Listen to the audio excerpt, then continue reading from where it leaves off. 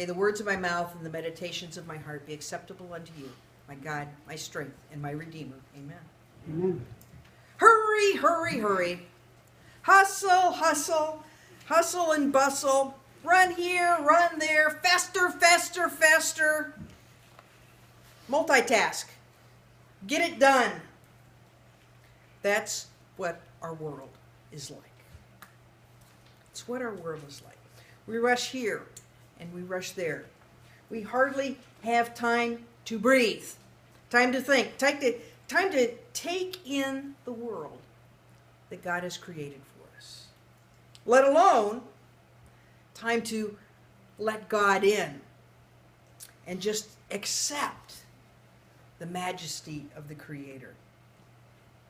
Now, our scriptures this morning describe Moses and Jesus going to the mountain and encountering God. I understand this. I was raised in the mountains, not in those little hills that you call mountains in the Midwest. Real mountains. Y'all have some nice bumps here, but there's still way too much sky.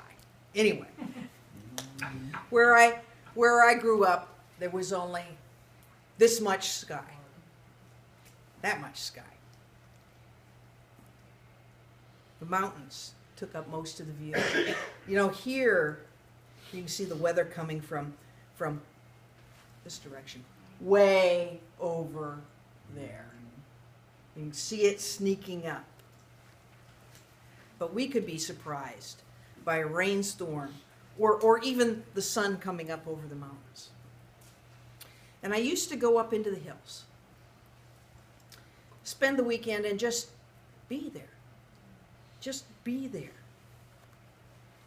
And one time, not a special time, not an unusual time, I went to the mountains, and that's where I first encountered God.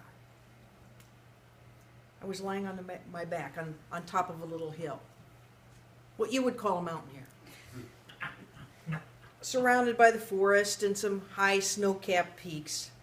And it was a clear night, and the stars filled the sky.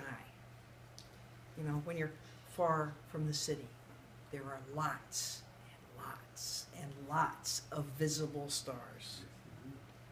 And as I lay there looking at the sky, I just felt the immensity of the universe.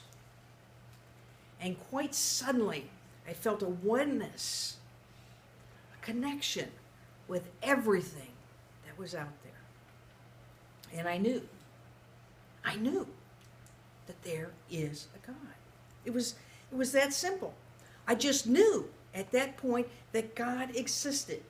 I didn't have any visions.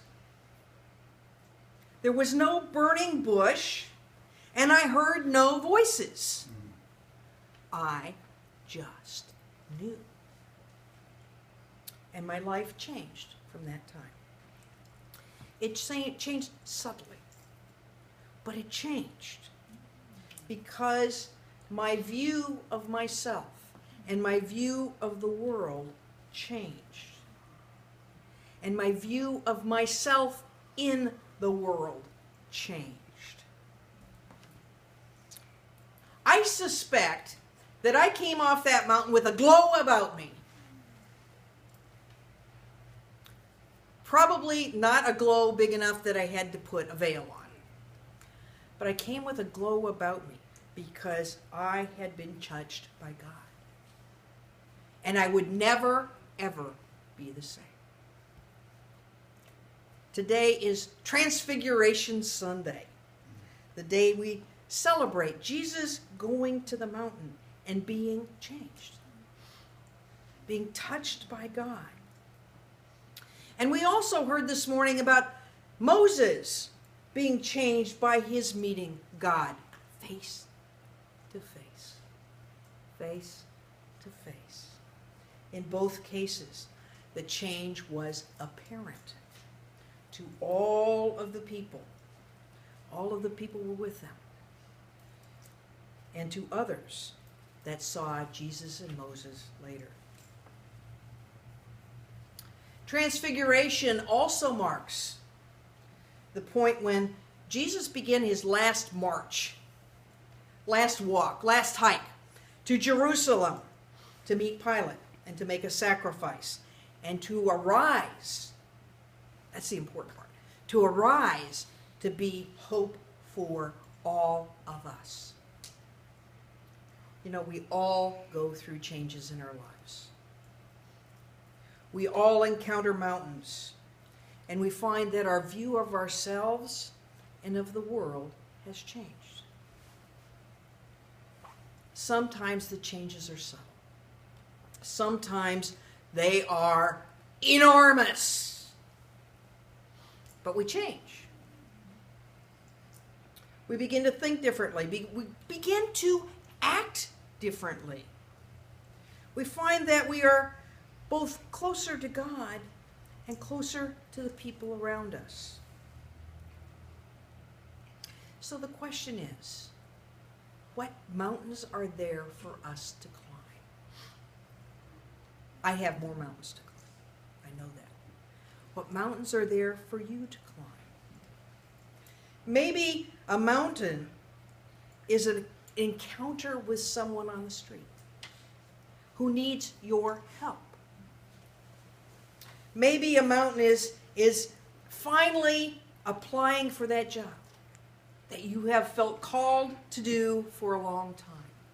And you just step back saying it's too tough, too long a climb. Maybe that mountain is just accepting who we are and letting others know who we are. Sometimes that's a bigger mountain. Maybe that mountain is simply accepting that we are not going to be millionaires and finding a way to live within our means. Maybe that's the mountain. Maybe the mountain is simple. Maybe the mountain is, I wrote down here, simple and plain. Maybe the mountain is plain. You know, in any case, the experience of the mountain will change your life. It will change your life. And I don't know if we can set out and search for our mountain. I don't know if that works. Maybe we are just called to pay attention and to see the vision when it appears. We have the examples of Moses. We have the example of Jesus. You know, maybe it's time for each of us to go to the mountain. Amen? Amen.